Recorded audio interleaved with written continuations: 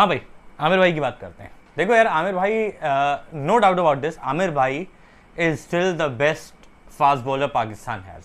I don't think there is any doubt in that.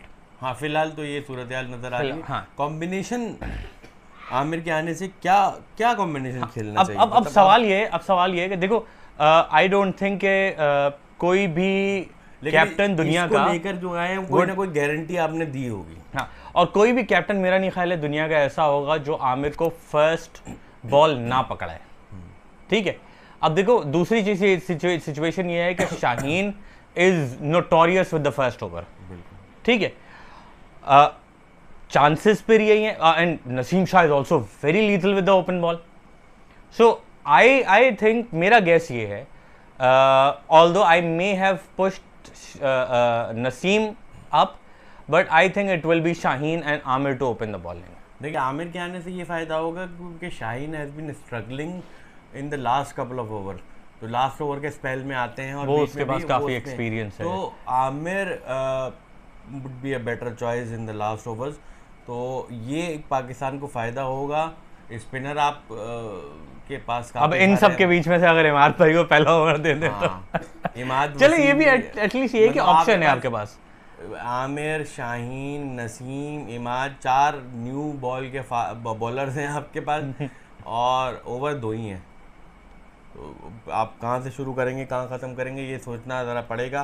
Plus spinner आपके पास अगर इमाद वसीम को खिलाते हैं आप और साथ में शादाब होता है तो उसामा मीर की कोई जगह नहीं है, डिस्पाइट द फैक्ट के उनका पीएसएल बहुत अच्छा गया है।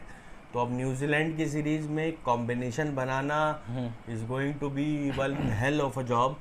और उसमें और अब बात ये है ना कि अब अगर आप अभी भी आप उसी माइंडसेट से जाएंगे कि यार अगर किसी को खिला लिया, जैसे नसीम शाह कहता है कि भाई अगर आपने रेस्ट किया तो रेस्ट एंड पीस हो जाएगा, वो वाली अगर कंडीशन ना हो और आप रोटेशन पॉलिसी पे चलाओ तो ये आपके लिए बहुत बड़ा एसेट हो सकता है कि आप 3-4 बंदों को आपस में घुमाते रहो। Pakistan needs a proper rotation policy. Exactly, it seems like a very good bowling attack और अभी बहुत अच्छा लग रहा है, but let's see how it does, how it plays.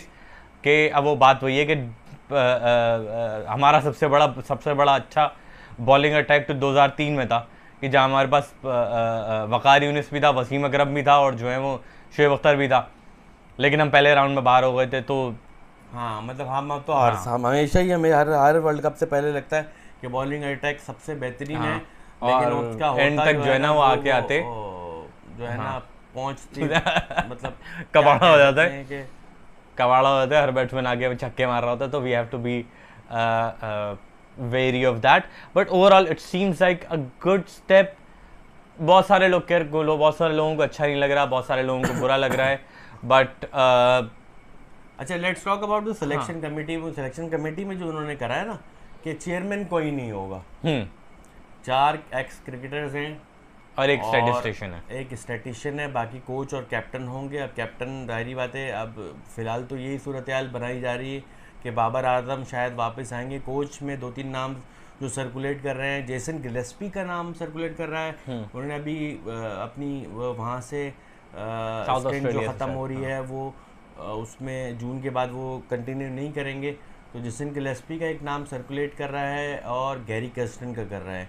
Gary Kirsten coaching में अगर आप देखें तो काफ़ी जगह कोचिंग कर चुके हैं और काफ़ी उनका नाम है कोचिंग में दुनिया में। तो अब देखते हैं किस किस को अप्रोच किया हुआ है। 2-3 दिन बोले थे मोहसिन नकवी ने, लेकिन उस बात को 4-5 दिन हो गए। कोचेस का अभी तक कोई फाइनलाइज नहीं हुआ है। आपने पहला T20 में ख्याल में 18 को खेलना है, 18 अप्रैल। तो देखते हैं क्या सूरत हाल होती है। इस काकुल के जो कैंप लगा हुआ है जहाँ दौड़ें लग रही हैं, वहाँ देखते हैं क्या होता है, वहाँ से क्या रिजल्ट निकल कर आता है, फिटनेस लेवल निकल कर आता है। फिटनेस लेवल तो आपने काकोल में कैंप लगाया, बिल्कुल सही कर लिया, लेकिन क्या फिटनेस टेस्ट भी होंगे जो कि बहुत अरसे से नहीं हो रहे थे, जो कि काफी शॉकिंग न्यूज़ थी, but that turned out to be an actual truth. जो लोग यो टेस्ट और इन लोग चीज़ों से वाकिफ हैं वो पहले हुआ करते थे, जिसमें बहुत सारे लोग फेल भी हो जाते थे और फिर भी खेल जाते थे, और जो लोग सबसे बेहतर होते थे वो नहीं खेल पाते थे। पहला जो रेस हुई थी उसमें जो नंबर 1 पे था, मतलब फिटेस्ट जिसे कह सकते हैं, वो थे इरफानुल्लाह नियाज़ी। इरफानुल्लाह नियाज़ी कहाँ फिट होते हैं पाकिस्तान की प्लान में प्लान्स में, ये बहुत इम्पोर्टेंट सवाल है क्योंकि लोअर ऑर्डर में हमने कराची किंग्स की तरफ से खेलते हुए देखा उस इरफान उल्ला नियाजी को, और एक आध अच्छी इनिंग्स भी खेली। फील्डर काफ़ी गन फील्डर हैं वो। अब काफ़ी सूरत हाल आ जाती। विकेट कीपर भी आपके पास अल्लाह का शुक्र है 50-60 करोड़ विकेट कीपर लेके गए हैं आप। और उस्मान अगर खिलाते हैं आप, देखिए उस्मान अगर इस टीम में खेलता है ना तो ये बात वाज़ेह है कि इस टीम में फिर रिजवान की जगह नहीं बनती है। Is a better option I would say. अगर लेकिन अगर दोस्ती उस्मान यारी खान 11 हाँ, अगर उस्मान खान खेलते हैं तो इस टीम में रिजवान की जगह नहीं बनती है फिर, क्योंकि ऑब्वियसली उस्मान को फिर ये तीसरे नंबर पे खिलाएंगे जैसे मुल्तान सुल्तान्स करते थे, और फिर ये ओपनर जो है वो साइम और बाबर होंगे, जो कि क्योंकि पॉपुलैरिटी इस वक्त ज़बान खल्क जो है ना वो इस वक्त साइम और बाबर को ओपन करता हुआ देखना चाह रही है। और यही हकीकत है। यही है, and I think that is the more the better path from now on. हाँ, तो उसमें ये सूरत हाल बन रही है। तीसरे चौथे अगर आप देखें उसमें फिर आप ये सोचेंगे कि फ़खर जमान फिर कहाँ खेलेंगे। यार फिर फ़खर वही वाला जमान, सवाल- I don't think Fakhar Zaman is good enough at least right now in a देखिए फॉर्म। फ़खर जमान मैं आपको बता दूं कि will be playing the world cup eventually.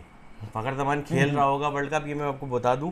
और वर्ल्ड कप में मेरा ये बात हम पहले भी कर चुके हैं, जहां पहले भी सूरत हाल इस तरह की आई थी लास्ट न्यूजीलैंड सीरीज़ में कि अगर साइम अयूब आउट होता है तो फ़खर जमान जाए, और अगर बाबर आजम जाता है तो उस्मान खान जाए, ताकि left and right hand combination भी आपका बना रहे। और क्योंकि ऑल्दो उस्मान खान और रिजवान के स्ट्राइक रेट्स में काफ़ी फ़र्क है। उस्मान खान काफ़ी तेज़ खेलते हैं, लेकिन कॉम्बिनेशन कुछ इस तरह का होगा। अगर 4 ये खिलाड़ी हैं तो उसके बाद 5वें नंबर पे आपके पास इफ्तिखार आ रहे हैं, फिर उसके बाद आपके पास इमाद वसीम भी हैं, शादाब भी हैं, तो आज़म खान की जगह नहीं बन रही है इसमें। और ज़ाहिर बात है वो विकेट कीपर बैट्समैन है, तो विकेट कीपर ही आपको मतलब आप Replace 3 करना विकेट पड़ेगा। कीपर के नाम तो मैंने बता दिया आपको। इसके अलावा अगर आप कारकुल में जो साहबजादा कैंप लगाया है, फरहान को उसमें खिला लेंगे तो वो साहिबजादा चौथा हो जाएगा। फरहान मेकशिफ्ट विकेट कीपर हैं, वो भी मौजूद हैं, हसीबुल्ला भी मौजूद हैं, और मोहम्मद हारिस भी मौजूद हैं।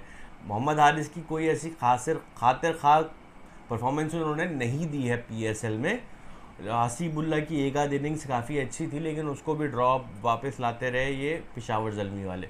तो सूरत हाल इस तरह की है कि विकेट कीपिंग बैट्समैन में आपके पास चॉइसेस हैं मौजूद। Rizwan is But not most the likely, only choice. most likely they are going to stick with Rizwan. I think that's what's going to happen. हाँ, बट अगर रिजवान के साथ स्टिक करते हैं तो उस्मान खान कहाँ जाएगा? वो तो कश्तियाँ जला कर आ रहा है बेचारा। सवाल ये है, एक आध मैच इधर उधर खिला कोई लेंगे। बेचारे के दिल से तो हाँ, पूछे कि कहाँ जाएगा बेचारा। कहाँ जाएगा बेचारा। एनीवेज